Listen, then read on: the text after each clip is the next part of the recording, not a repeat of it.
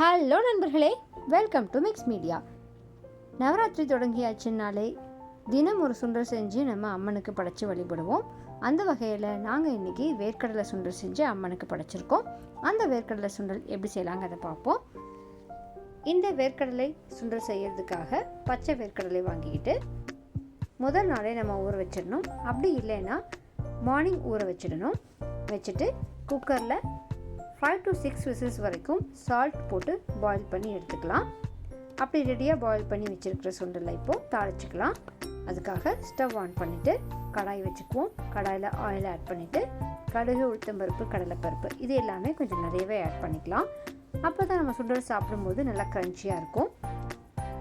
இது எல்லாமே போட்டுட்டு நல்லா பொரிஞ்சு வந்ததுக்கப்புறமா பெரிய வெங்காயம், ஒரு பச்சை மிளகாய், கருவேப்பிலை இது எல்லாமே ஆட் பண்ணிவிட்டு நல்லா வணக்கிடலாம்.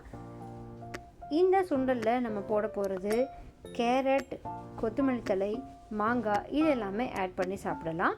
நம்ம ஃபர்ஸ்ட்டு சாமிக்கு படைக்கிறதுக்காக இந்த மாங்காய் எல்லாமே ஆட் பண்ணாமல் தாளிச்சிருக்கோம். நம்ம ஃபைனலாக மாங்காய் கூட திருகி போட்டுட்டு சாப்பிட்டோம் அப்படின்னா சூப்பராக இருக்கும். இப்போது நம்மளுடைய வெங்காயம் எல்லாமே நல்லா வணங்கிடுச்சு.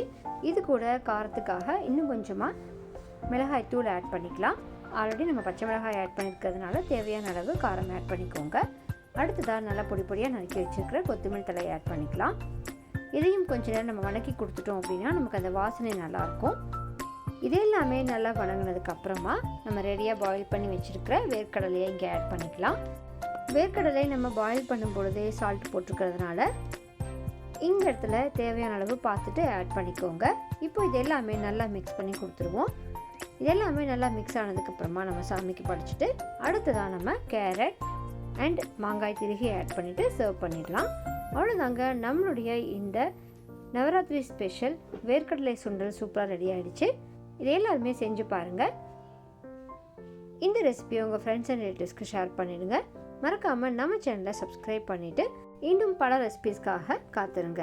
மறக்காமல் பெல் ஐக்கானை கிளிக் பண்ணிடுங்க. டாட்டா, பாய் பாய்.